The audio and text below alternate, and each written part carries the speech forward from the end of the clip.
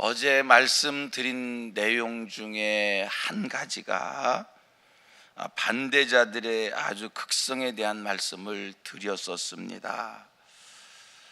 바울이 전도할 때 그 반대자들, 1차 전도 여행 때도 그랬지만 2차 전도 여행을 하는 과정 속에서도 늘 쫓아다니면서 바울이 빌립보에서 복음을 전할 때, 데살로니가서 복음을 전할 때, 베레아서 복음을 전할 때 계속 반대자들이 쫓아와서 시비하고 공격하고 핍박하고, 그래서 바울은 그들 때문에 또 도망가야 되고 피해야 되고 도망가야 되고, 그러다가 지금 아데네까지 오게 됐습니다.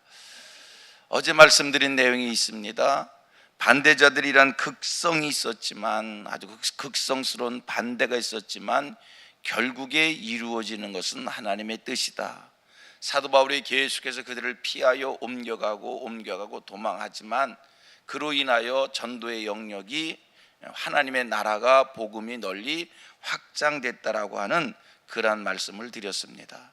성도님들, 우리가 하나님 앞에서 살아가고 하나님 앞에 범사를 맡기고 하나님의 인도 따라 살고 하나님의 도움받아 사는 인생이 되어지면 삶의 과정 속에 이런 일 저런 일이 부딪혀도 그 모든 것이 합력하여 선을 이룬다는 것을 믿으시기를 바랍니다. 그러기 위해서는 아주 중요한 것이 있어요. 철저하게 우리 기독교는 믿음의 종교니까요, 두 가지가 확실해야 돼요.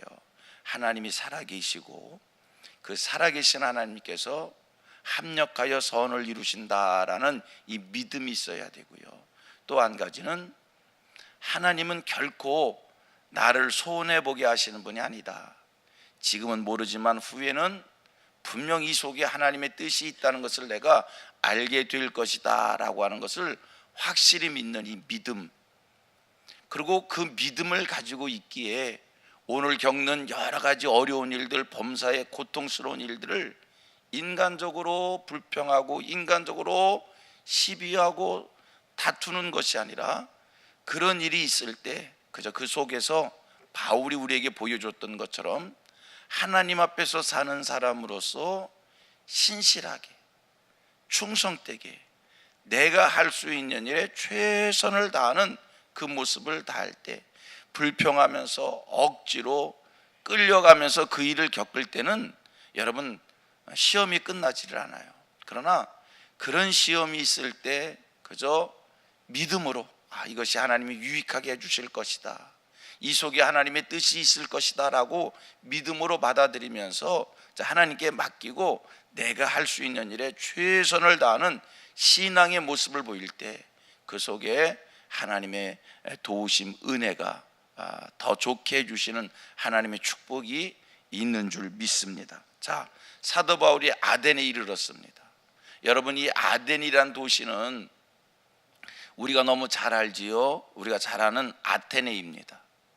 바울 사도가 이 아덴에 이르렀는데, 이 아덴은요 고대 세계 최대의 도시입니다.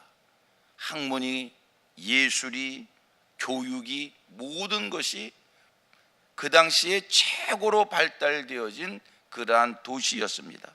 그 당시에 지금도 그렇지요, 최고의 철학자라고 얘기할 수 있는 소크라테스, 플라톤, 이런 사람들의 출생지이고요, 아리스토텔레스, 에피쿠로스, 제논, 이런 철학자들이 활동하던 무대가 바로 이 아테네였고요, 군사, 정치, 문화 모든 면에 있어서 로마의 중심지. 그러나 한 가지 더 기억할 것은 이 도시의 우상이 무지 많아서, 얼만큼 우상이 많았는가, 그 당시 그리스 전체 나라의 우상의 합한 수보다 더 많은 우상이 이 아테네에 있었다는 거예요. 심지어는 뭐라고 얘기하냐면 아테네의 시민만큼 우상 숫자가 있었다는 거예요. 왜 이렇게 이 도시에 우상이 많았는가? 사람들이 우상을 만드는 게 별게 아니더라고요. 어떤 신기한 것을 보게 되면 참 신기하다, 이거 참 신기하게 생겼네, 그리고 관심을 가지고 있다가 그 이상하다, 참 신기하다 생각한 그것을 위해서 신전을 만들어 놓으면 그게 우상이 되어진 거예요.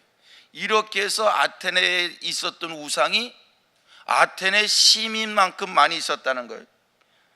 이것도 우상이 될 수 있는 거예요. 바라다 보고 참 신기하네, 그래서 소중하게 간직하는 거예요. 그러다가 이것을 위해서 신전을 만들면 이게 바로 우상이 되어지는 거예요.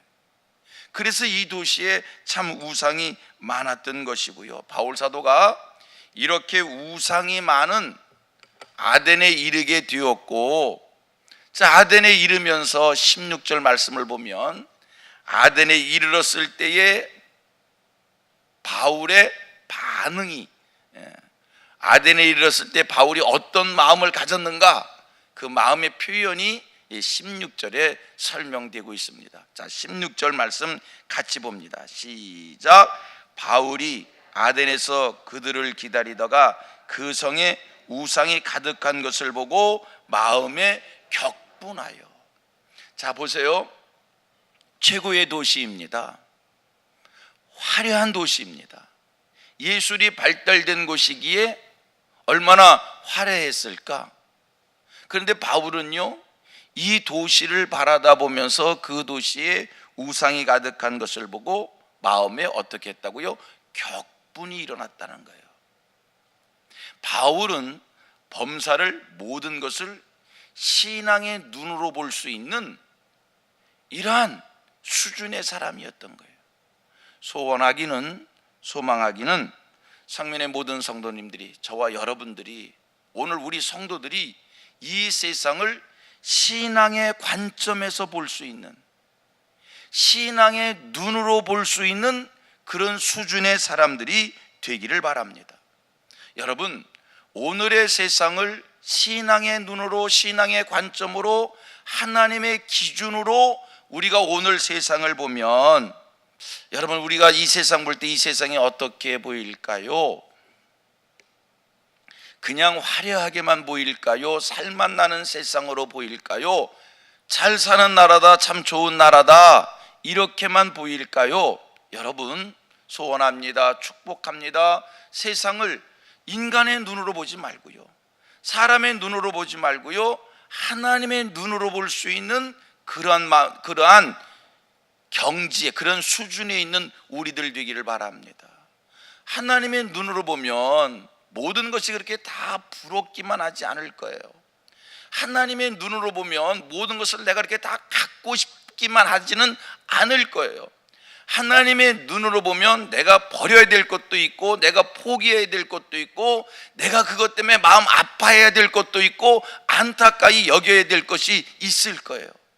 오늘 우리들이 이 세상이 되어지는 일들을, 세상을, 사람들을, 모든 일들을 하나님의 눈으로 보지를 못하니까 그냥 쉽게 타협하고, 쉽게 취하려고 하고, 쉽게 빠져들고, 그리고 세속화되어지고, 그리고 성경에서 어긋난 삶을 살게 되어지고, 성도들이 영향력을 끼치지 못하고 영향을 받으며 세상을 사는 것 같습니다.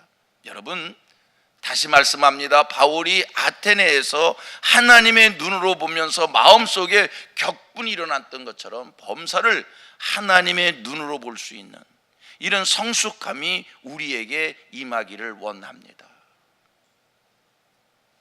그러기 위해서는요, 하나님의 말씀이 우리 안에 충만해야 돼요. 하나님의 말씀이 가득 차야 돼요. 그러기 위해서는 우리가 예수 그리스도를 바라보는 우리의 시선이 예수 그리스도에게 집중되어져 있어야 돼요. 그래서 예수님의 인격과 성품과 영성, 예수의 가르침, 그것을 마음에 담고, 성경 말씀을 마음에 담고 세상을 보면 다 그 기준에 잣대서 모든 것이 범사가 제대로 보여지게 될 줄 믿습니다. 눈으로 좋다고 해서 다 좋은 것이 아닙니다. 따라합니다. 눈으로 좋다고 해서 다 좋은 것이 아니다. 우리 예루살렘 성전, 예루살렘 성, 늘 하는 얘기지만 마귀는요, 사탄은요, 예수님을 데리고 이 예루살렘 성을 보여주면서 내게 경배하면 내가 예루살렘 이 성을 내게 주겠다는 거예요. 얼마나 화려한 성입니까? 사람들을 유혹하기에 합당하게 보이는 그러한 성입니다. 그런데요, 예수님이 예루살렘 성을 보았을 때는 화려하고 좋고 그 모든 것을 갖고 싶은 것이 아니라 예수님은 그 성을 볼 때 슬피 탄식하셨어요. 예수님은 예루살렘을 보고 멸망할 도시라고 해서 슬피 탄식하는데, 마귀는 그 성이 화려한 성이기에 예수를 유혹한 데 쓴 거예요. 보세요, 다시 얘기합니다. 눈으로 좋다고 해서 다 좋은 것이 아닙니다. 눈에 좋은 것을 쫓지 말고요, 하나님이 좋게 여기시는 것을 쫓을 수 있기를 바랍니다. 영화가 예술이라고 하지만 하나님의 눈으로 오늘의 영화를 한번 볼 수 있기를 바랍니다. 그림이 예술이라고 하지만 하나님의 눈으로 한번 그림을 볼 수 있게 되기를 바랍니다. 음악이 예술이라고 하지만 그것을 하나님의 눈으로, 성경으로 봤을 때 오늘 이 시대의 문화라고 하는 것이 어떠한 것인지요. 똑같습니다. 정치, 경제, 정치 논리 있습니다. 경제 논리 있습니다. 정치 논리로 우리를 설득합니다. 경제 논리로 우리가 우리를 설득합니다. 정치 논리로, 경제 논리로 설득력이 있고 그것을 우리가 받아들일 만한 것이라고 하는 합리성이 있는 것 같지만, 그러나 여러분, 성경으로 하나님의 눈으로 오늘의 정치를 보고 오늘의 경제를 볼 수 있어야 됩니다. 하루 세끼 밥 먹고 배부르면, 맛있는 거 먹고 배부르면 다 좋은 겁니까? 하나님의 눈으로 볼 수 있어야 돼요. 요즘에 인권을 이야기합니다. 그래서 우리 정부가 양성평등법을 제정을 하고 차별금지법을 제정을 하고, 이거요 젊은이들한테 굉장히 호응받고요, 이거요 그래서 빨리 우리나라 인권이 있는 나라, 모든 이들이 평등해져야 된다고요 지지를 받습니다. 이것도요 하나님의 눈으로 볼 수 있어야 돼요. 성도들이 하나님의 눈으로 보지 않으니까 인권은 다 좋잖아요.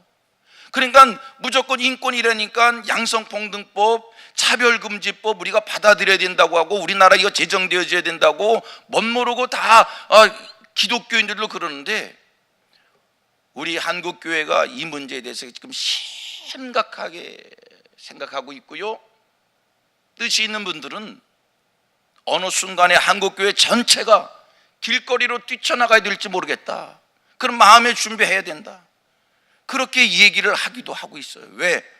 아니, 모든 사람들이 다 이거 이루어져야 된다고 좋다고 지지하는데 왜 기독교가 민감하게 반응을 하는가?